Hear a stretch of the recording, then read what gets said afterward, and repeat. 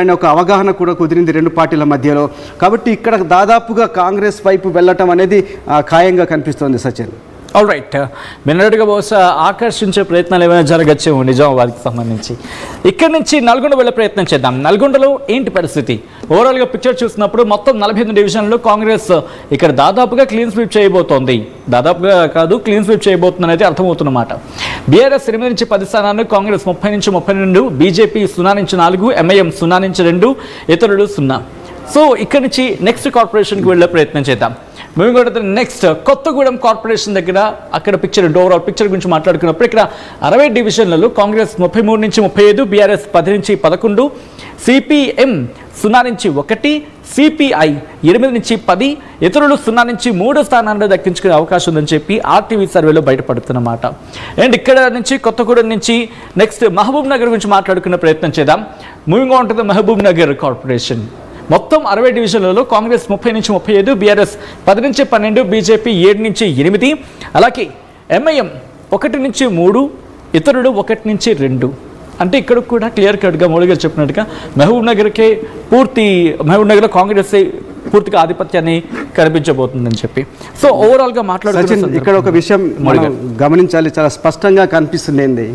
గత ఎన్నికల్లో 7 అవి కార్పొరేషన్లు కావచ్చు, లేదంటే మున్సిపాలిటీల్లో 7 మున్సిపల్ చైర్మన్ పోస్టులు కానీ మేయర్ పోస్టులు కానీ దక్కించుకున్న బీఆర్ఎస్ ఈసారి 0 పర్ఫార్మెన్స్ చూపించబోతుంది.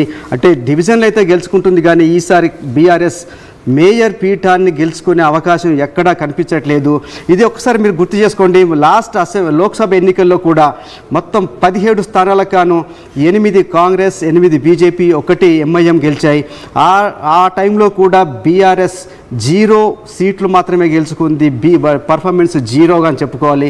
సేమ్ అదే పరిస్థితి మళ్ళీ ఇప్పుడు మున్సిపల్ కార్పొరేషన్ ఎన్నికల్లో డివిజన్లు అయితే గెలుస్తుంది కానీ మేయర్ పీఠాన్ని బీఆర్ఎస్ గెలుచుకునే అవకాశం ఏమాత్రం కనిపించడం లేదు.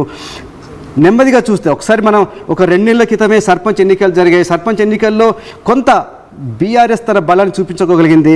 మొత్తం కాంగ్రెస్ 7010 గ్రామ సర్పంచ్ పోస్టులు గెలుచుకుంటే బీఆర్ఎస్ 3502, దాదాపు 50% పోస్టులు, సర్పంచ్ పోస్టులు బీఆర్ఎస్ కైవసం చేసుకోగలిగింది. అక్కడ బీజేపీ అయితే వెరీ నామినల్గా 688 పోస్టులు మాత్రమే కైవసం చేసుకుంది బీజేపీ. సేమ్ ఇప్పుడు చూసినప్పుడు, ఎందుకంటే మున్సిపాలిటీలు కానీ కార్పొరేషన్ కానీ అనేది అర్బన్ ఓటింగ్, జనరల్గా అనుకుంటాం అర్బన్ ఓటర్లందరూ కూడా కొంత బీఆర్ఎస్ వైపు ఉండొచ్చు, లేదంటే బీజేపీ వైపు ఉంటారు. కానీ ఇక్కడ చూస్తే బీఆర్ఎస్ ఈసారి మేయర్ పీఠాన్ని మాత్రం దక్కించుకునే అవకాశం ఏమాత్రం కనిపించడం లేదు. ఇక మరి బీజేపీ పరిస్థితి చూసినప్పుడు బీజేపీ బహుశా నిజామాబాద్ దక్కించుకుంటుందా, లేదు కరీంనగర్ దక్కించుకుంటుందా అనే ఒక డైలమా కనిపిస్తోంది. అక్కడ ఎలక్షన్ల తర్వాత ఎవరు ఎలాంటి ఎఫర్ట్స్ పెడతారు, ఎవరు ఎలాంటి పై ఎత్తులు వేస్తారనే దానిపైన ఆధారపడి ఉంటుంది. ఒక్కసారి చూసినప్పుడు సచిన్, మనకు అసెంబ్లీ ఎన్నికలు చూస్తే మొత్తం కాంగ్రెస్కి 39.69% ఓట్లు వస్తే లోక్సభ ఎన్నికల్లో 40.29 ఓట్లు. అంటే నిజానికి లోక్సభ ఎన్నికలకు వచ్చేటప్పటికి కాంగ్రెస్ తన బలాన్ని పెంచుకోగలిగింది. బీఆర్ఎస్ చూసినప్పుడు అసెంబ్లీ ఎన్నికల్లో 37.62% ఓట్లు గెలుచుకుంటే లోక్సభ ఎన్నికలకు వచ్చేటప్పటికి కేవలం 16.62%, దాదాపు 20% ఓట్లన్నీ కూడా కోల్పోయింది బీఆర్ఎస్. ఆ బీఆర్ఎస్ కోల్పోయిన ఓట్లన్నీ ఎక్కడికి పోయినాయంటే అన్ని బీజేపీ ఖాతాలోకి వెళ్ళాయి. అప్పుడు బీజేపీ ఖాతాలో లోక్సభ ఎన్నికలు చూస్తే అసెంబ్లీ ఎన్నికల్లో 14% ఓట్లు గెలుచుకున్న బీజేపీ పార్లమెంట్ ఎన్నికలకు వచ్చేటప్పటికి దాదాపు 21% ఓట్లు అదనంగా గెలుచుకొని 35% గెలుచుకుంది. ఇప్పుడు కూడా సేమ్ అలాగే పరిస్థితి కనిపిస్తుంది. కాకపోతే ఈసారి బీఆర్ఎస్ ఓట్లు ఎక్కువగా కాంగ్రెస్ వైపు వెళ్తున్నట్టుగా కనిపిస్తుంది మున్సిపాలిటీలకు వచ్చేటప్పటికి. ఇది ఒక కొత్త ఫెనామినా. నిజానికి సర్పంచ్ ఎన్నికల్లో కొంత ప్రభావం చూపించగలిగిన బీఆర్ఎస్ మళ్ళీ మున్సిపాలిటీలకు వచ్చేటప్పటికి చాలా తక్కువ డివిజన్లు గెలుచుకొని ఏ ఒక్క ఏడిట్లో ఎక్కడ కూడా మేయర్ పీఠం గెలుచుకునే పరిస్థితి కనిపించట్లేదు సచిన్. ఇంట్రెస్టింగ్. అండ్ ఆర్టీవీ ఒక పోల్ కండక్ట్ చేసింది. ఆ పోల్కి సంబంధించి మాట్లాడుకునే క్రమంలో కార్పొరేషన్ మున్సిపల్ ఎన్నికల్లో మీ సపోర్ట్ ఏ పార్టీకి అని అడిగితే కాంగ్రెస్కి 30% పైగా ఓట్ నమోదు చేయడం జరిగింది. బీజేపీకి 24%, అంటే 24% పైగా ఈ పోల్లో పార్టిసిపేట్ చేయడం జరిగింది. ఇక్కడ బీఆర్ఎస్కి 46% పైగా. ఇంట్రెస్టింగ్గా ఫ్లక్చువేషన్ ఉండింది. ఇందులో మాట్లాడుకునే క్రమంలో కొద్దిసేపటి క్రితం బీఆర్ఎస్ థర్డ్ పొజిషన్లో ఉంటే ఇప్పుడు బీఆర్ఎస్ ఫస్ట్ పొజిషన్కి వెళ్తోంది, కాంగ్రెస్ సెకండ్ పొజిషన్లో ఉంది అండ్ బీజేపీ థర్డ్ పొజిషన్లో ఉంది. కొద్దిసేపటి క్రితం మాట్లాడుకున్నప్పుడు కాంగ్రెస్ ఫస్ట్ పొజిషన్లో, బీజేపీ సెకండ్ పొజిషన్లో, థర్డ్ పొజిషన్లో బీఆర్ఎస్.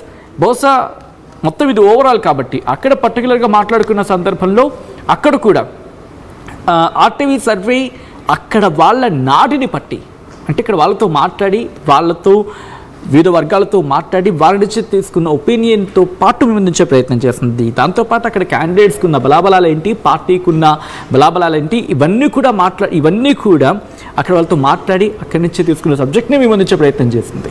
చూసారు మీరు, అండ్ అక్కడ సిచ్యువేషన్స్ ఎలా ఉన్నాయనేది అండ్ మీ ఒపీనియన్ ఏంటనేది కామెంట్ చేసే ప్రయత్నం చేయండి. Here is another breaking news is coming on the screens of RTV. ఒకసారి బ్రేకింగ్ న్యూస్ చూసే ప్రయత్నం చేద్దాం. తెలంగాణలో ఎన్నికల ప్రచారం ముగిసింది. దానికి సంబంధించిన బిగ్ బ్రేకింగ్ న్యూస్ చూస్తున్నారు. 7 కార్పొరేషన్లో త్రిముఖ పోరుకు సంబంధించి మాట్లాడుకుంటున్న క్రమం. బరిలో కాంగ్రెస్, బీఆర్ఎస్, బీజేపీ అభ్యర్థులు ఉన్నారు.